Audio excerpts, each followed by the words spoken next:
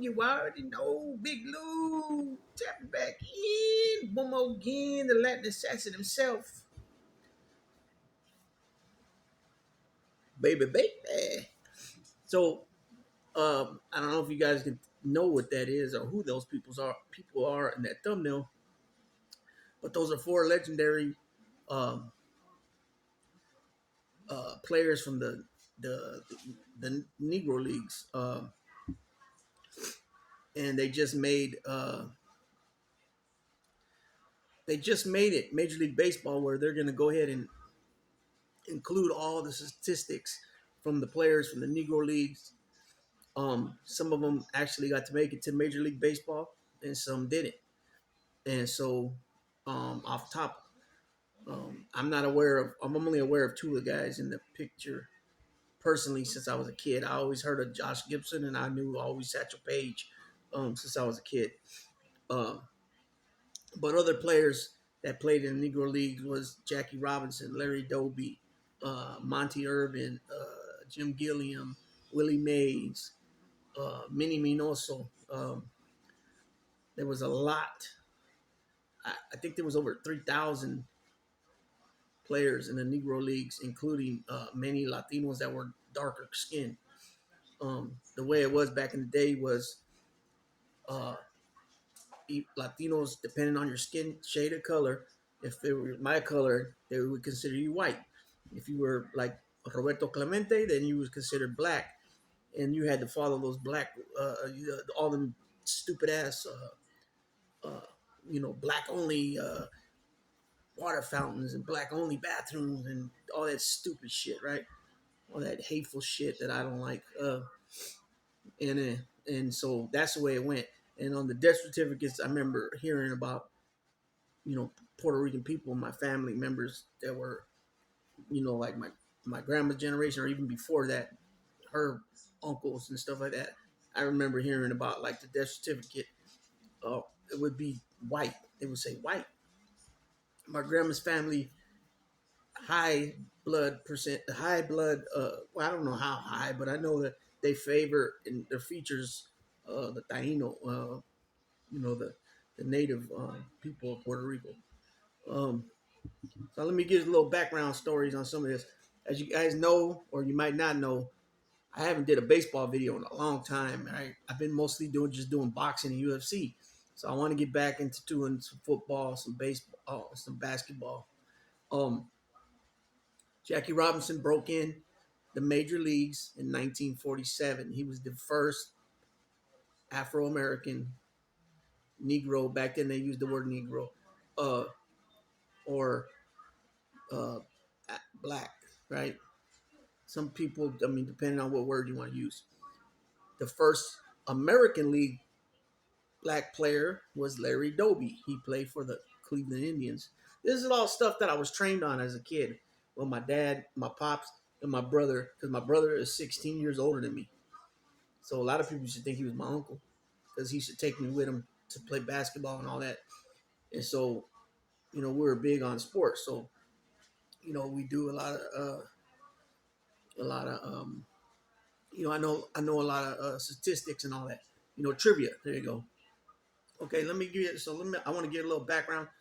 So in addition to Hall of Famers like Willie Mays, Willard Brown, Roy Campanella, Larry Doby, Monty Irvin, Minnie Minoso, Satchel Paige, and Jackie Robinson are among many players whose career statistics will now officially include their accomplishments in the Negro Leagues. So I'm curious because Willie Mays had 660 home runs in the major leagues. I wonder how many he hit in the Negro Leagues. You know what I mean? Okay, there was 3,400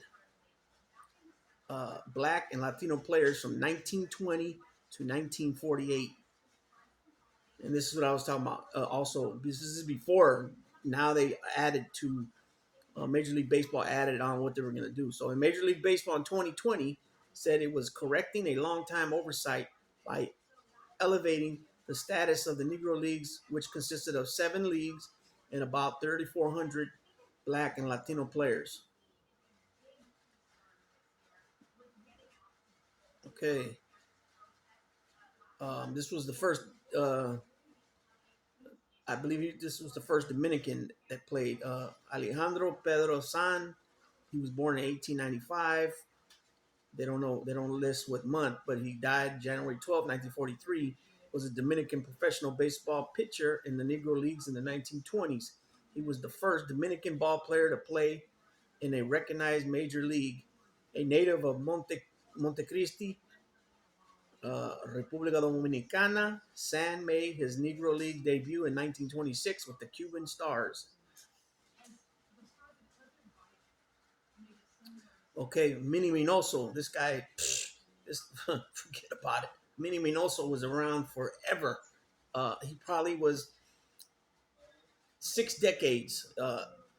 He was around, and for people that don't understand what that means, yeah, you say 6 decades means 60 years, but what it actually means is if you started and say, if you're, for example, if you're born in 1978 or 79, that's considered a decade. You're born in that 70s decade. So it'd be 70s, 80s, 90s, 2000s, 2010s, 2020s. So that's six decades. Even though you're only 45, it's still 6 decades. So he played and managed in many decades. So Minoso went on to become an all-star left fielder with the Indians and the the Cleveland Indians and the Chicago White Sox. The first Afro-Latino in the major leagues and the first black player in the White Sox history. As a 1951 rookie, he was one of the first Latin Americans to play in the Major League All-Star game. That's Minnie Minoso. Okay, what is this? Oh, this is about Josh Gibson, who was the best Negro League player. While he is already one of the most famous players who spent his entire career in the Negro Leagues, these updated leaderboards drive home the point that he was far more than just a legendary slugger.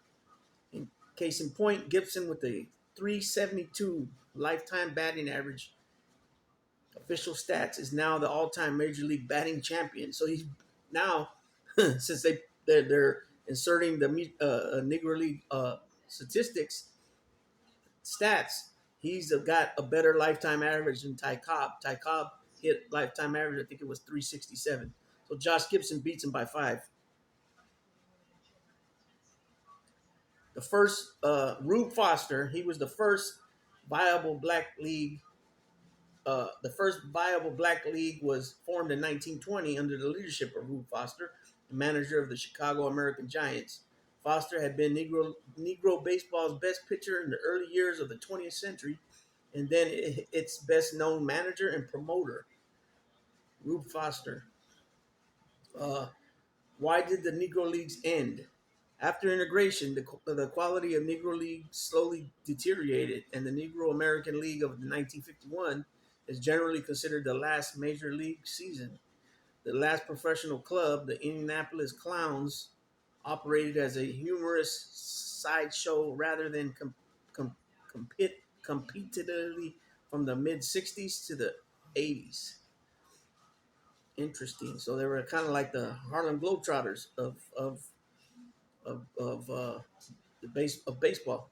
So out of all of the players that played in the Negro League, there's only 3 living members.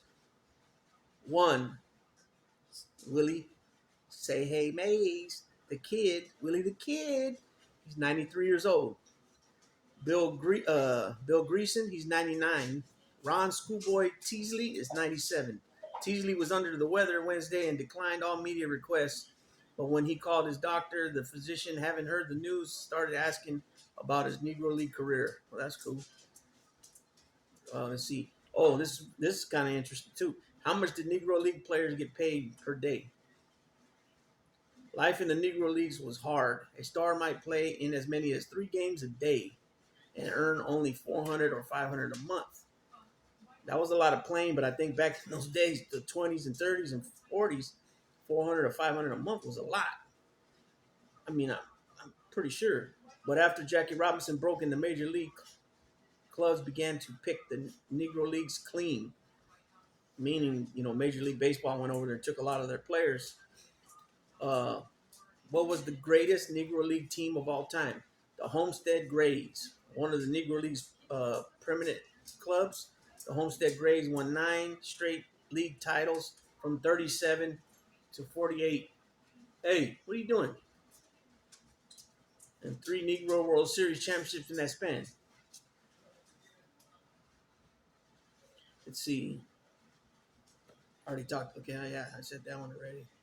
About Minoso. Okay, little background. Jack Roosevelt Robinson, born January 31st, 1919, passed away October 24th, 1972.